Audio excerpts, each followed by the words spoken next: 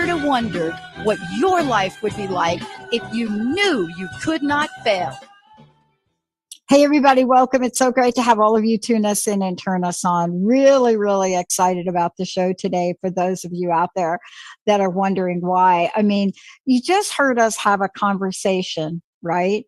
You just heard us have a conversation about one aspect of healing that we now know in time is really catching on. But what got us to even look at it? Was it science? Was it intuition? Was it common sense? Was it? I'm going to tell you what I think it is, but I'm not going to do that because I got like a super guest for y'all right here now. Because joining me today, I got the most amazing Wendie, right? Wendie Colter joining me here today. The book, thank you, Wendie, The Essentials of Medical Intuition, A Visionary Path to Wellness. Now, why am I excited about this, right? Well, of course, our buddy, Dr. Larry, writes great testimonial. Everybody's writing it. What is it that she's doing? Here's what I want to tell you. When you tune in to Mary Jane Mack's show, let's just say, or you tune in to Dr. Darvish, just say it, or you tune in to the many, many hosts we have that somehow, let me say it differently, not like Wendie would, tap into something. What have they learned? What is it that is not being shared that Wendie is sharing in her fabulous hit book, The Essentials of Medical Intuition? Because I'll tell you, this is the key. And when you sit down and you look at what people have wrote, right? When you hear people say, Wendie is an extraordinary guide. Why? Because she does what we do as a network. She's transferring knowledge. She's talking about understanding and appreciating the potential of medical intuition as ancient as people that have walked. It is a new frontier in healthcare, but it is not new to humanity. Today, we're going to take you on this journey because her passion goes beyond chit-chatting about it. She wants to teach you about it. And, you know, it's interesting what Bernie Siegel says in the book, Dr. Bernie says in the book. He says, we need to integrate medicine so people are not a diagnosis or a body part, but are a story which needs to be heard and responded to. We need to include mind, dreams, intuition, mysticism with the body and medical. And then he goes on to, he says, Colter, that's Wendie, Colter's book, Essentials of Medical Intuition, brings this expanded vision of healthcare to the forefront. Hallelujah. Wendie, it's great to have you. Welcome to the show. Oh, thank you so much for having me. And thank you for that introduction. You know, usually I end up having to explain, and I'm happy to, all about it, but you really get it. And I really appreciate that. I got to tell you, it saved my life. That's where I get it. I must say it took a while to really peel the onion back, because one of the things I've learned about medical intuition, I would love for you to jump in here with this question, is that there are challenges that practitioners face in this world. Why? My take on it, and then I want to hear from you. And I want to hear from you, your challenge is to even bringing this thing to the forefront. The challenge is we are instant gratification people right now. If I cannot take a pill and get rid of my whole body illness or whatever, if I can't just take one pill, you got to give me the pill because I'm busy, then I'm not interested. But that's not healing. That's not healing. That's the ability to temporarily dismiss a symptom that may or may not be related to what's going on. So I want to ask you, in this field of medical intuition that people are so excited about, how would you describe some of the challenges practitioners face with this, Wendie? Oh, there are many.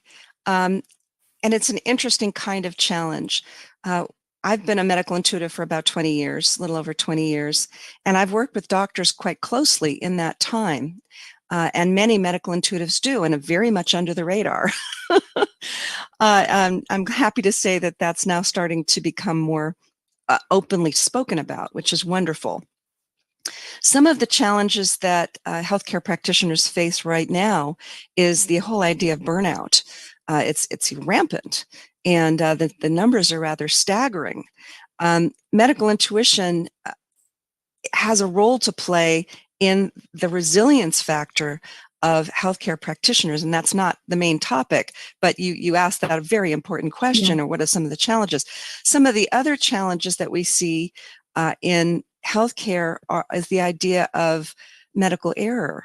Medical error before COVID was the third leading cause of death in the US, and that's a pretty enormous number. Gigantic. It's now number 4. COVID is number 3, and that will change over time, I'm sure. But what does that mean, medical error? It means a number of things. It means misdiagnosis. It means missed diagnoses. It means overtreatment. It means undertreatment.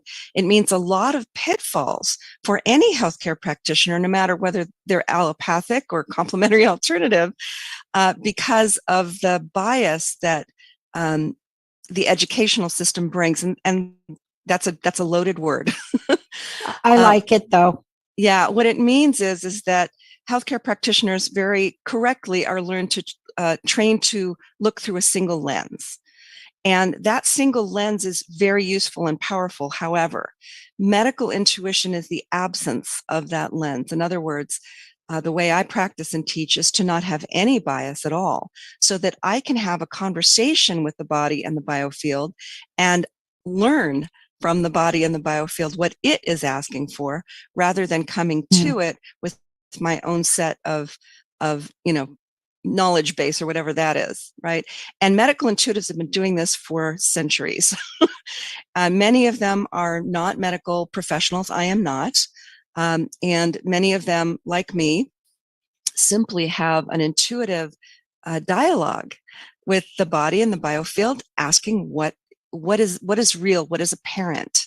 And from that, what my clients do is they take that information to their primary care doctors, and their primary care doctors then have a lot more information to work with. And that's where medical intuition really can step up. Yeah, I got to tell you, I love that you started the book out. I just want to say, for those of you that are just tuning in, I want you to know, and we will take your questions throughout the show today for Wendie Colter, 1-800-930-2819. The book is The Essentials of Medical Intuition. It's a visionary path to wellness. And what I want to say about it is a path. And we're going to talk about this today, because when you look at how the book starts and what other people have to say, you wonder, how is somebody going to write about this and start the book? Well, I was very happy because Wendie starts the book not with the conversation about what is medical intuition, thank you, but she just gets us saying, hello, what is intuition? And I want to start there, because we believe in intuition. We believe in intuition. How do we know it? My middle name was Lucky for 20 years until it started to wear me down, because I started to get asked to go to racetracks and pick out the winning horses. Like, that was it. Where are we going to go tonight? Oh, we're going to go to Yonkers. I don't want to go to Yonkers. Oh yeah, we have to go to Yonkers, and we got Tommy, Dick, Joe, and Mary coming, but you have to be there because you're going to pick the horses. Now, I ultimately decided, even if I picked the horse, I wasn't going to tell them, because I couldn't get out of that. But you start the book with intuition, which has become more widely accepted now. Good idea, Wendie Colter.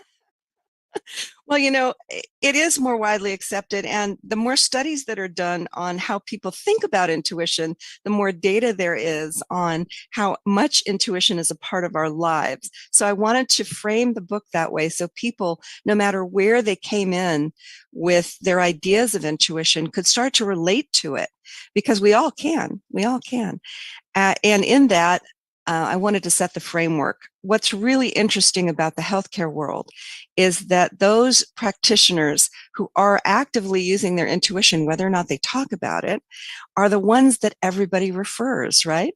Your naturopathic doctor, your internist, your specialist, they're special because they're using something other than that bias. They're using something broader. Well, what is that?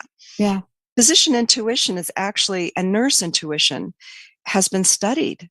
I was really thrilled to find those studies. Tell us about it. Let's share Yes. this a little bit, because you don't hold back here. And that's what I love about this.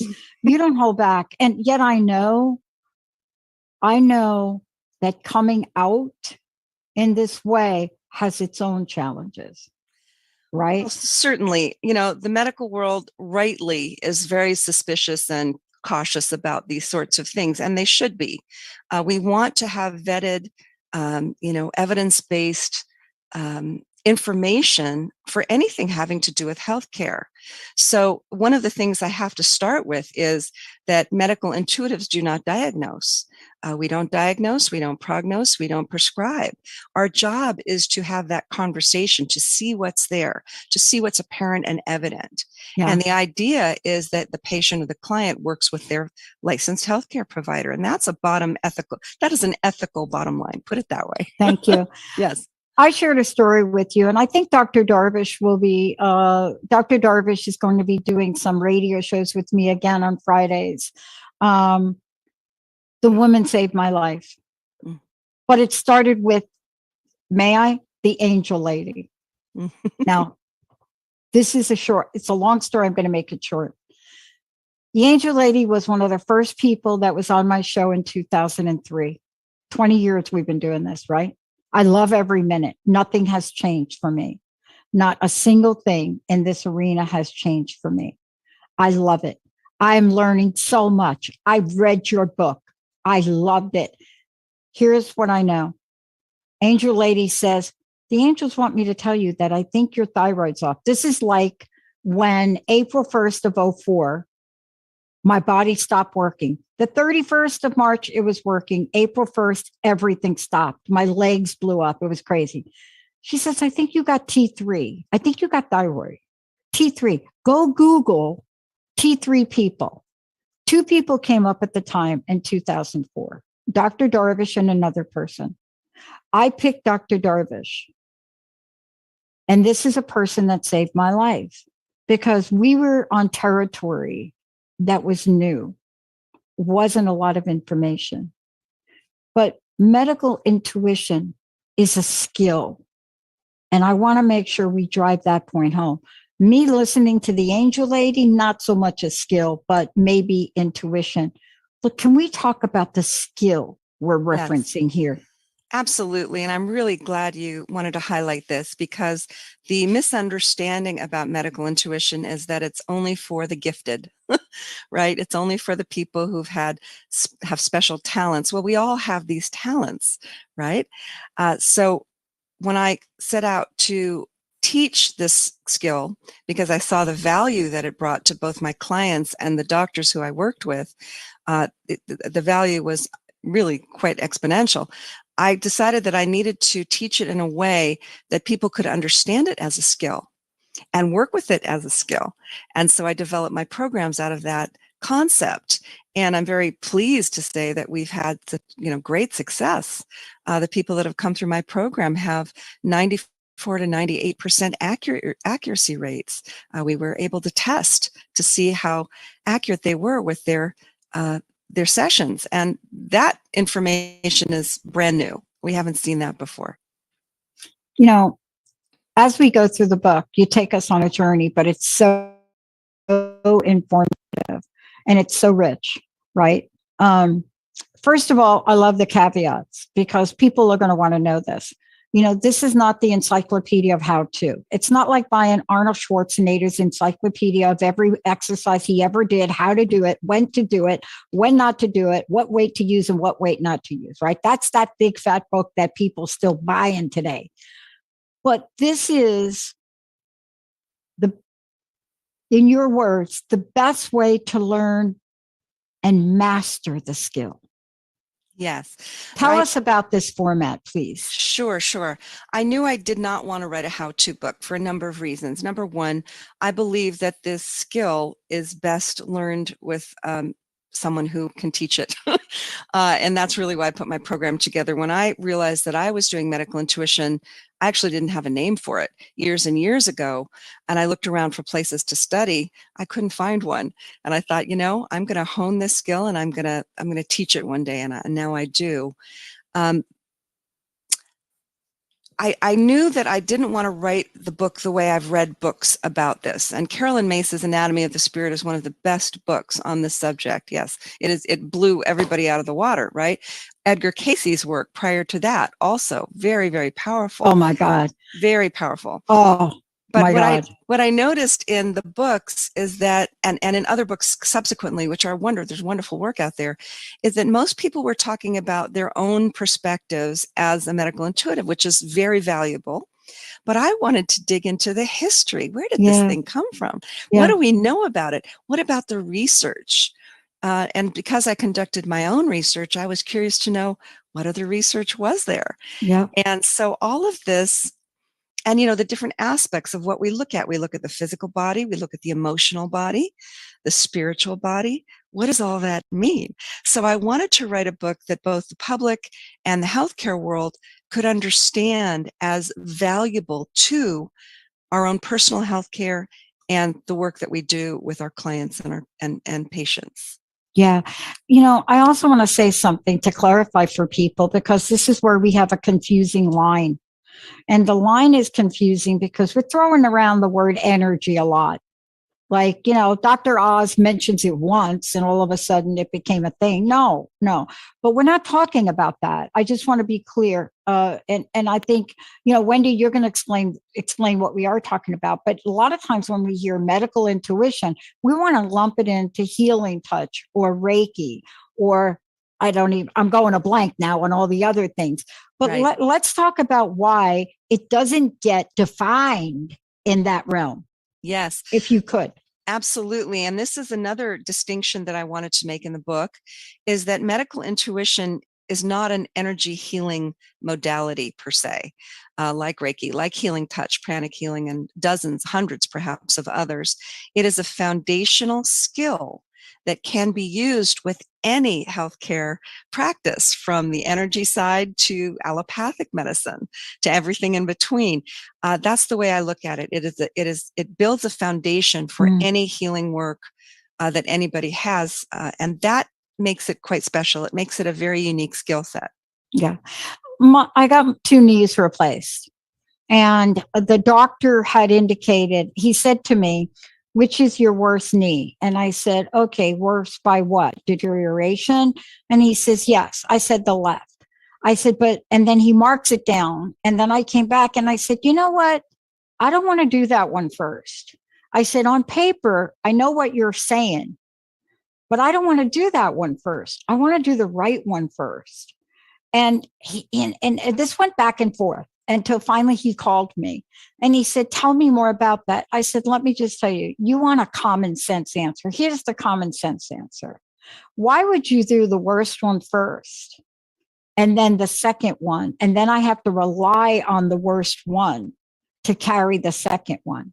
I said, "But honestly, it's my intuition. You can make up whatever doctor story you want. It's okay.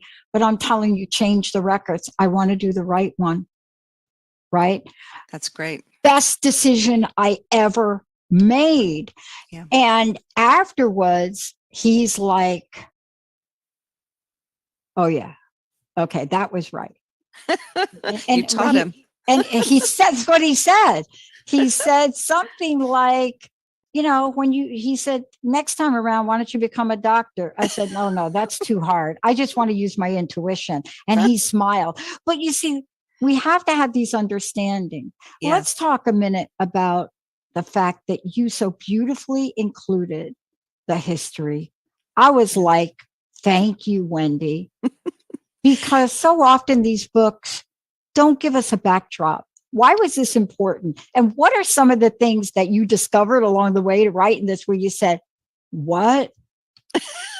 Well, the history really took me by surprise, because when we think of medical intuition in the US, we really don't go much farther back than Edgar Cayce, who was quite famous for this skill. But it goes all the way back to Europe and other parts of the world, into the late 1700s and all the way through the mid 1800s, into the late 1800s, actually about 100 years, almost 100 years of practice of medical intuition, not called it by that name. Where this began in recorded history, of course, it goes much further back than that. But in recorded history, where this began was with the work of Dr. Franz Mesmer, who was a German, I think he was a physician. But what he discovered was that he could hypnotize people, which at the time was called mesmerism by his name, and help them with different healing processes that he had devised himself. Very much what we would call the basis of many contemporary energy healing techniques. He used energy, he moved it with his hands, he did a whole bunch of things, when of course was very controversial at the time. One of the things that his students noticed as they worked with his techniques is that when they mesmerized, so to speak, one of their patients, they found that some of the patients could accurately diagnose their own health issues and also remedies. And that was, just sort of an offshoot of this interesting skill. That was recorded all over Europe and also into Russia and those areas, and it was quite controversial. How is this happening? Yeah. Well, it turns out that it became a craze. People were really interested in this. The public just thought it was the greatest thing. And you can imagine the remedies at the time, mercury and whatever crazy things they were doing. What they called them were somnambulists, meaning that trance state kind of a practitioner, were able to see into the body, get the right issue, bring it to the attention of the person who consulted them, and get the remedies that could help. And that is what we see over and over with medical intuition. Yeah. And that was the first recorded. There's some wonderful books out there on this history that they're noted in the footnotes, but Yes.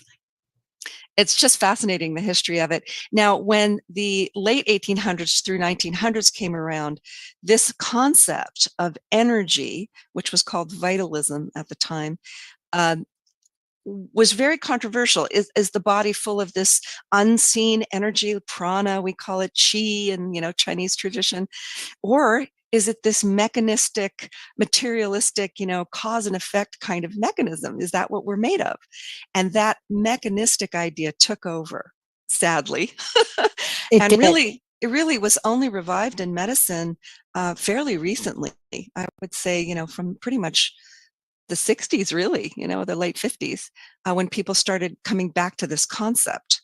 So, it's been a really interesting history to look at. It is. It was so much so. I can't remember, but I think you quote one of the books that I tried to use as a basis for including intuition in my research. And I didn't get buy-in from the committee, but my committee chair allowed me some leverage in the qualitative part, right? Yes. But I did slip a little. I created a spirituality little questionnaire, and I did slip it in there. But Fantastic. I think it was Leskowitz. I can't remember if it was Leskowitz or Sir John, but I think you referenced both of them. Yes. And I find that when you start to read some of this and you start to read the words that they use, we understand even then how important it was. But are we ready? Are we starting to see schools now that teach medicine becoming more open, Wendie? What are your thoughts on that? Well, the good and bad news, right? The good news is that the field of integrative medicine and functional medicine, these are new words, in the lexicon, meaning that conventional Western medicine trained doctors are interested in, quote, complementary alternative practices, meaning, energy healing, acupuncture, even chiropractic, things that are not taught in medical school typically, right? So we're seeing that And let me back up and say this is public driven. This is driven Yes. by the public, because the public says, the people say, hey, I went to a yoga class. I'm doing meditation now. My blood pressure is down, right? Things are healing in my body because I saw a Reiki healer, So they're telling their doctors, and luckily, the medical world is paying attention. And this is a very exciting time because of that.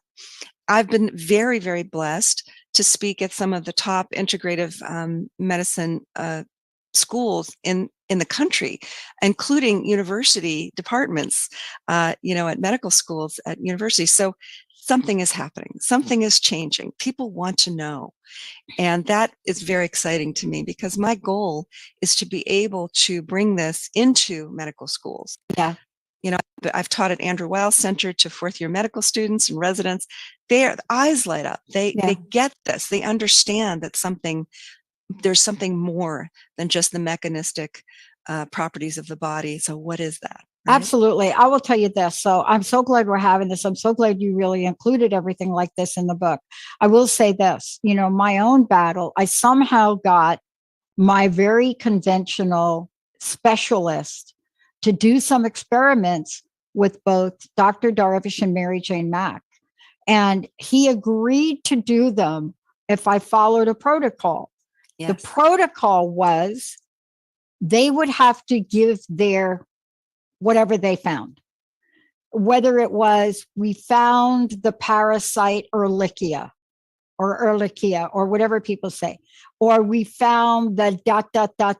infection, right? Then I will have to go get the blood work. Mm-hmm. Yeah. Then he would do an independent review. What he found was shocking, and it became a beautiful connection between three of the most unlikely people to ever connect openly. And we started to chip away at skepticism. When we come back, we're going to talk with Wendie Colter about more than just intuition. How do we learn the skill? And does Sarah Main have this right? Because she is a Sanskrit expert. When she uses Sanskrit words like prana, when she uses a 5,000, this is her expertise, 5,000-year-old system to teach us the power of this. Did they get this right? Wendie, before we go to break, how do we get the book? How do we find out about you? Oh, thank you for asking. You can go to any bookstore, should have it, Amazon, Barnes & Noble, Essentials of Medical Intuition, A Visionary Path to Wellness. Also, you can go to my website, which is thepracticalpath.com, 3 words all together, thepracticalpath.com. There's lots of information about my programs and workshops and the book.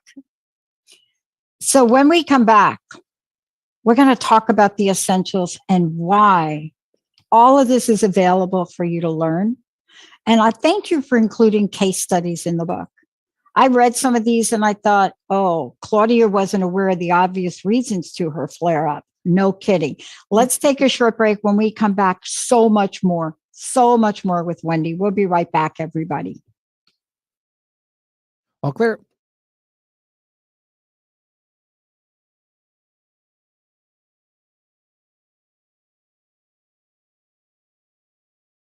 Hi, I'm Mary Jane Mack, and I'd love to tell you about the latest technology of the Vollara company.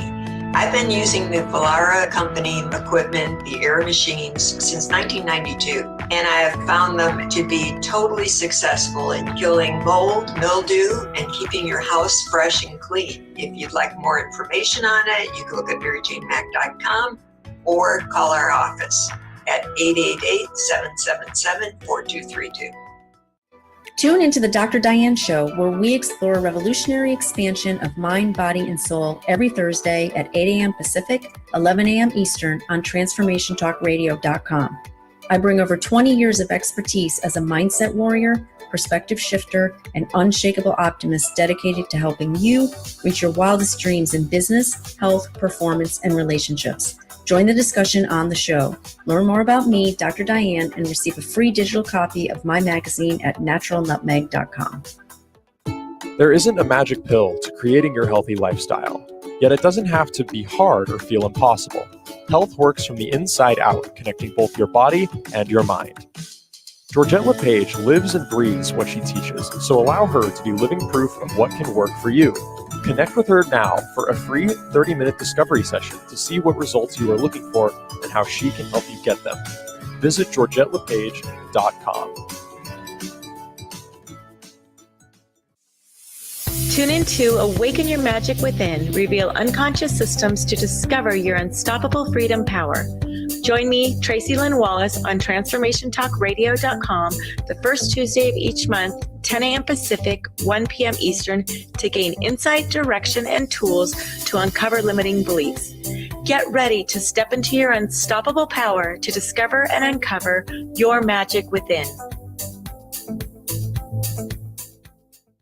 Hi, I'm Coach Martez. And I'm licensed therapist with Drina Layton. We want to invite you to join us on the Coach Martez and with Drina Layton show, where we discuss understanding love, accepting truth, and changing your perspectives. Relationships are the currency to life, and so many couples find themselves broke in their relationships. We want you to join us for a lively discussion and practical tips and insights on how to turn things around and gain the merit for life mindset.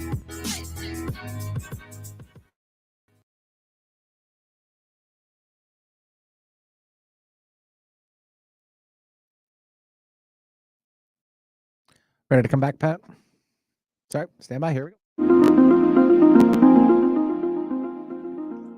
Hey, everybody. Welcome back. Welcome back. It's great to have all of you tune us and turn us on. Hey, if you've got a question for Wendie, give us a shout or go to Transformation Talk Radio and type in your question and we'll make sure we get it on air. 1-800-930-2819. You know, what we're talking about here, for those of you that just may be tuning in, you know, we're talking about Wendie's Colter's new book, Essentials of Medical Intuition, A Visionary Path to Wellness. And what I love about this book is Wendie's takes you on this journey. For me, that it included a lot of things that help not just learn the skill, but help you understand the questions better. Wendie, again, what's the best way for people to find out more about you, but also how to get the book? Thank you so much. So my website is thepracticalpath.com, 3 words all together, thepracticalpath.com. And you can find the book, information about the book on the website, along with workshops and programs that I teach. And you can find the book on Amazon or Barnes & Noble or anywhere books are sold. Yeah. You not only practice medical intuition as a medical intuitive, but you teach it. And see, that's got to really be important, because if they go to your website, they can look up the training, they could look up the classes, and they could look up everything else.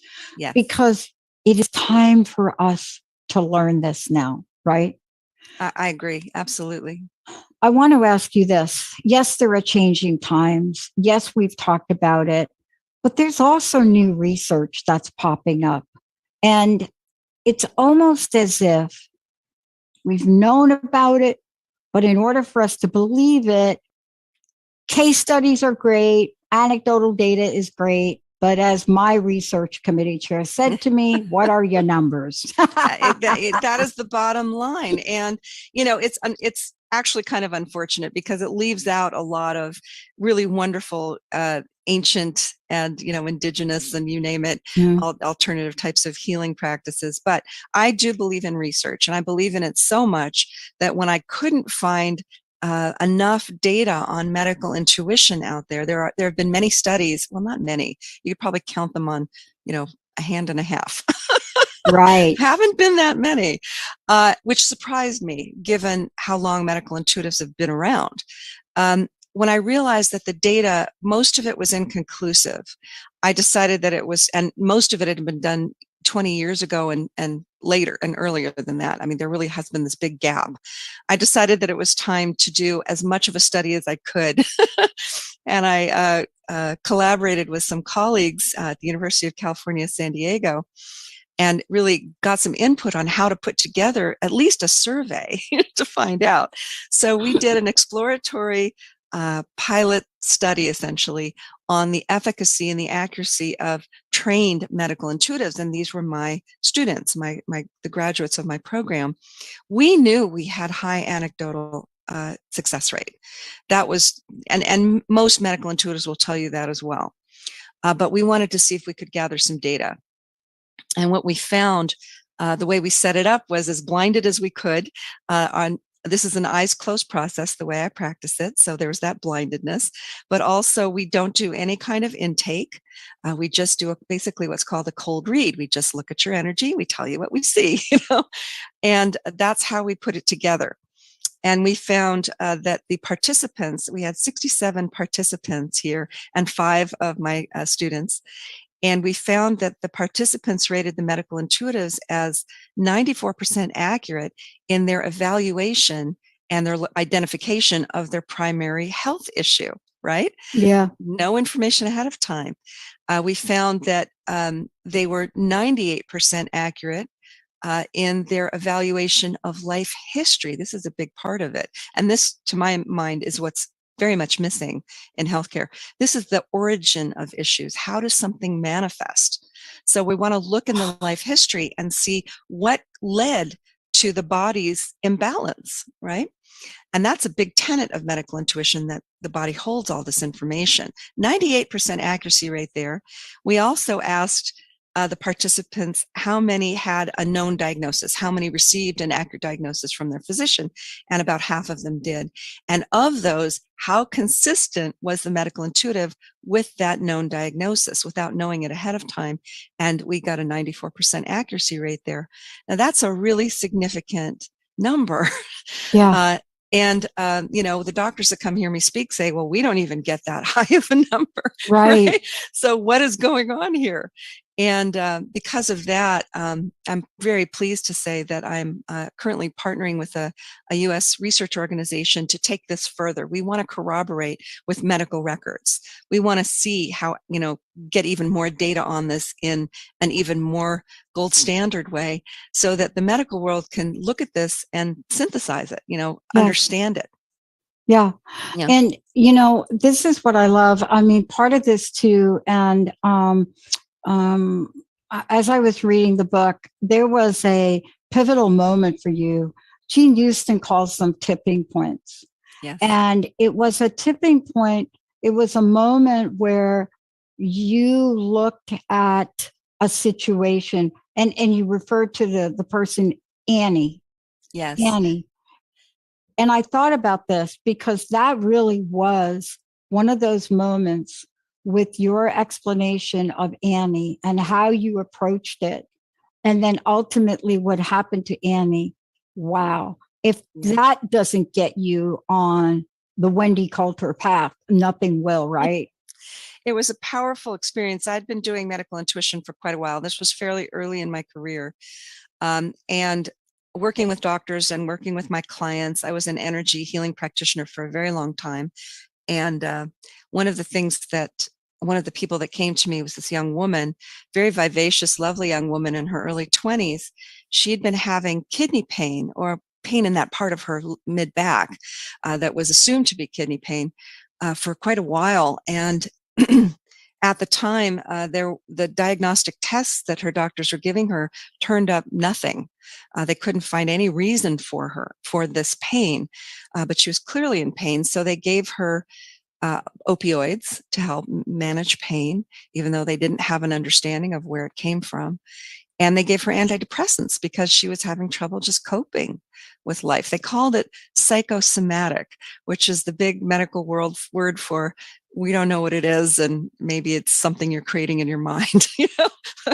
And it's an unfair word in my world, because if someone is having a manifestation of pain or discomfort, something's going on.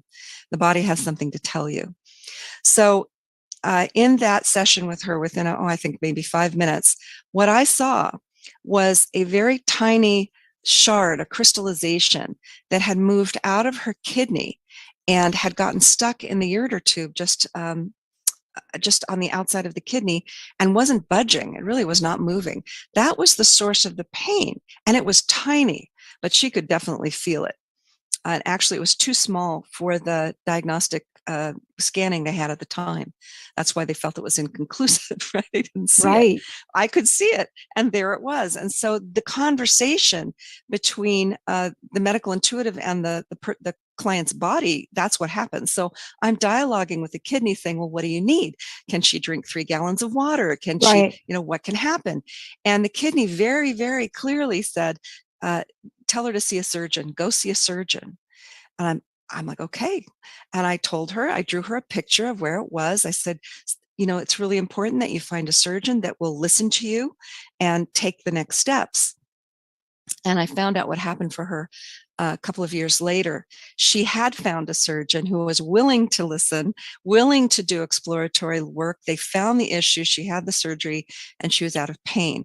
And that was brilliant. Now, what I also found was that she had become so addicted to the opioids by that time that she died of an overdose not long after. Right. And that blew everything out of the water for me. I was, of course, it's a tragic story, but think about it. What if her doctors had a medical intuitive to consult with when the tests were inconclusive, when symptoms were atypical, all that stuff? Would she be alive today? Right. I would think she would. And that was a pivotal understanding for me and a tragic story. The value that medical intuition can bring to the healthcare world and the need for it.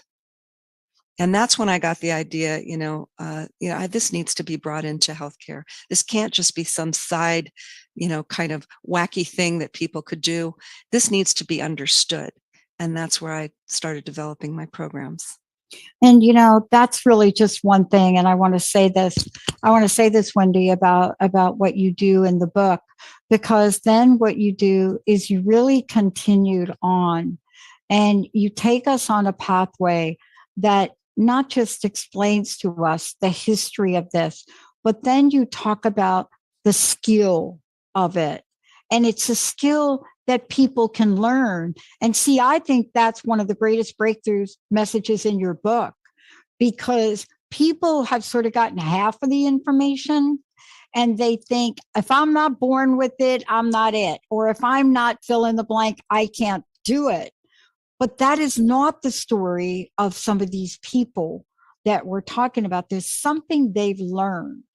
And, that is really, to me, that's important. Now, Edgar, of course, right? Edgar Casey, I don't know that there's like anybody ever going to be like him, but we start to now see, we hear about the people that have made it to a level that we hear about it, but those are not the only people. Like if I didn't mention Dr. Darvish or Mary Jane Mack, you wouldn't have known. Yes. And yet we've got to get to the point where we're telling people you can learn this. Isn't that one of the main, how should I say it, the main cornerstones of why you wrote this book? Yes, and there's 2 messages in there, which I'll prize apart. At least 2. At least 2, right? Number 1 is, should this be in healthcare? What's the value to healthcare? Of course, my answer is, of course, yes, and here's why, which the book explains. The second part is, can we use this for ourselves? The conversation between our minds and our bodies, that really hasn't been delved into a lot. There's some people that talk about that, but how do you do that, right?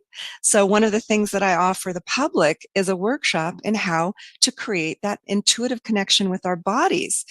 Just like you did with your knee, you had an intuitive connection where you thought, you discerned intuitively that this was going to be the best path for you, regardless of what the doctor wanted you to do. That understanding your doctor was willing to listen to, and that's phenomenal.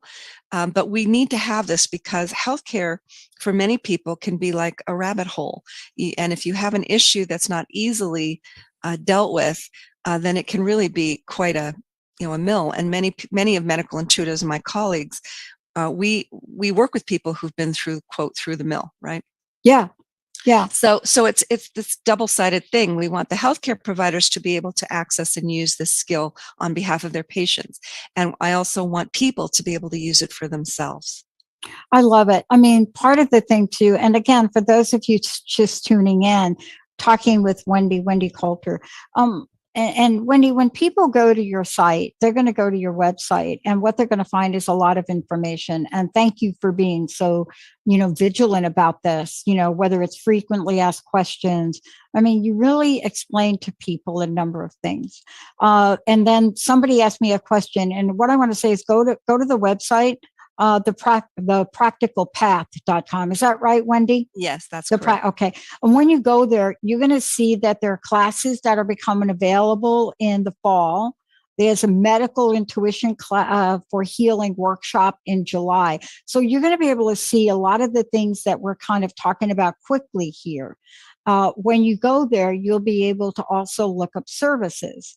You can book a session with Wendie.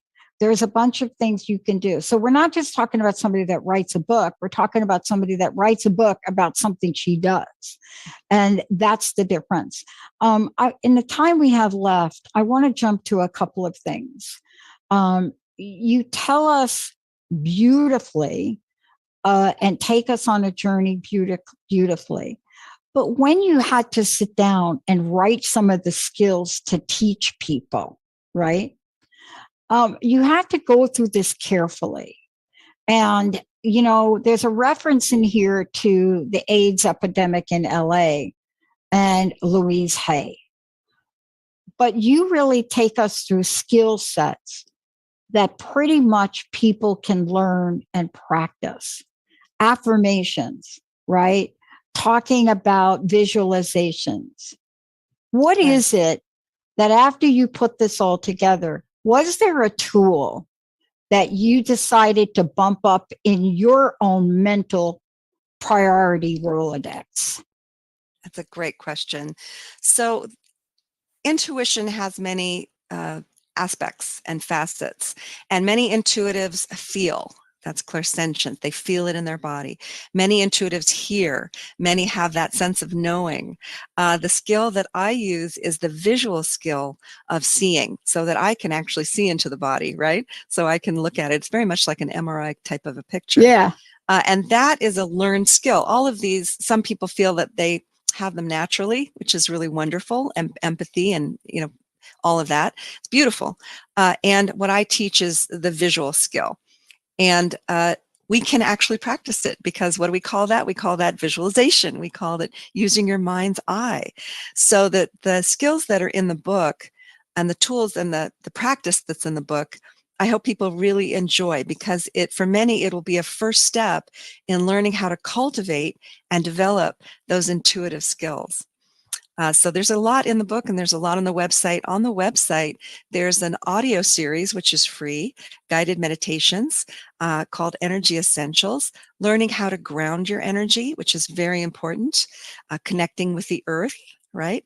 Learning how to shield your energy. Many people who are very empathic feel overwhelmed or overloaded with other people's information. So you need some kind of energetic shielding, and a number of things. And one of my favorite audios, and it's in the book as well, is that guided meditation to learn how to speak and listen to your own body. It's called Your Body's Wisdom, and it's on the website. Anyone can practice with it.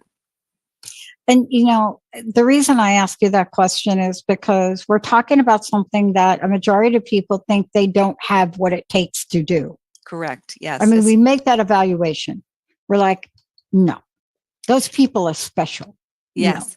It's a myth. It's an absolute myth. Everybody has intuition. It's hardwired into us. When we're children, children come in with all of these different skill sets, right? Some kids are really good at sports. Some kids are good at math. Some are good at art. Most kids are good at intuition of some kind, but it gets programmed out of us, so to speak. We're told not to do that. We're told not to use our intuition. And many people watching your show or listening would really relate to that. And luckily I wasn't, in my house, it wasn't talked about, but it wasn't discouraged. So, and we don't have a society that understands this. Right. So where do we learn it? How do we develop it? Well, it can be developed. Absolutely. I've taught skeptics. I've taught people who say, I don't have an intuitive bone in my body. But when you learn how to access this and develop it, you'll find that you can find that it can be developed. Oh, I will tell you, not only, my best friend, Linda, for like so long, since I was like not even 20. And the producer, that will be her telling you like that. However, if you hear what she says and hear the way she says it, I don't think we should go there tonight. Or, I mean, she lives her life by this, like this, but she will be the first to tell you there is no way. But she knows. She knows. And I have to tell you, because both of us were there when her brother went in the hospital. See, if us two were not there when her brother went into the hospital about, I don't know, a couple of years ago, really, he wouldn't be with us now, because both of us fought tooth and nail, finally convinced one of the nurses to do a test that the doctor said, no way, that's not what's going on with him, right? You got 3 people in a room of about 10 that just know there's something else. Just run the blood work, right? We didn't have the science background, but the nurse did. And the fact that she ran that blood work until the doctor came back saved her brother's life. He had in the state of New Jersey, where they claimed that they haven't had a case of this ever until I brought up the map. I brought up the map on my phone. He had Babesia 98% of his blood. You know, that's such a powerful story. And the world is full of those stories. Exactly. And the anecdotal evidence is massive. And now it's time for conventional medicine and Western medicine doctors to pay attention. It's time for the educators to pay attention, because this has the power to save lives, just as you say. And that's really if you asked about a cornerstone, that's the cornerstone of the work, is that this work has this ability, used correctly and ethically. And that's what keeps me going. You know, that's my perspective as well. Yeah. And that's why it was so great to have you here. I can't thank you enough. I just want to say again, please tell people how they can get copies of the book, how they can buy their copy, but also tell them again how they can connect with you through your website and social media. Absolutely. Well, we're on Facebook, we're on Instagram, we're on LinkedIn, and the company is The Practical Path at thepracticalpath.com. And the book is called Essentials of Medical Intuition, A Visionary Path to Wellness. It's available at Amazon, Barnes & Noble, and wherever books are sold. And I really appreciate your enthusiasm and understanding of this field, Dr. Pat. It's very gratifying to speak with you about this. Because ultimately what we're talking about is we all have the same goal in mind. Do no harm and save lives, right? That's right. And maybe we come at it differently, but the best we can do for those of us that are not in the medical field are to share our stories. And maybe if they do and follow the path that you're laying out, is not just share your story, but learn. That's how we will make this change. Yes. That's how we will do it. That's what Louise Hay did. That's how we will do it. Personal message. What would you like to leave us with today? Oh my goodness. Well, if you're interested in cultivating your intuition, there are definitely resources on the website, but people ask me what's a good takeaway. And my feeling here is, if you don't have a meditation practice, please consider it. And there's many, many kinds of meditation. You can try all kinds of different things. That is one of the most important skill sets for cultivating and developing that intuitive connection between your mind, your body, and your spirit. So I highly recommend that. Yeah. And let's just add on to that. It used to be that if you didn't do it a certain way, you weren't doing it. And boy, that's another myth, isn't it? It certainly is. Even just putting your feet in the grass and sitting under a beautiful tree and enjoying nature, that is a kind of meditation. That is a connective process, connecting mind, body, and spirit. And anything you can do to connect like that is of value. I love it. Thank you so much, Wendie. Thank you for everything you're doing. Thank you for writing a book that is speaking to the masses, that's speaking to many people that feel that they have no sense of empowerment in what happens in health and well-being. Thank you for all of that. Thank you so, so much. All right. The book is fabulous. There's lots more in the book that we didn't get into the nitty-gritty, and there's also a ton of references. That's what I loved about this. It's like Wendie talks about something, then she lists the people. For those of you out there, don't give up hope. Don't give up hope. You know, both of us understand what it must feel like, myself from personal experience. Take that hope and add action to it.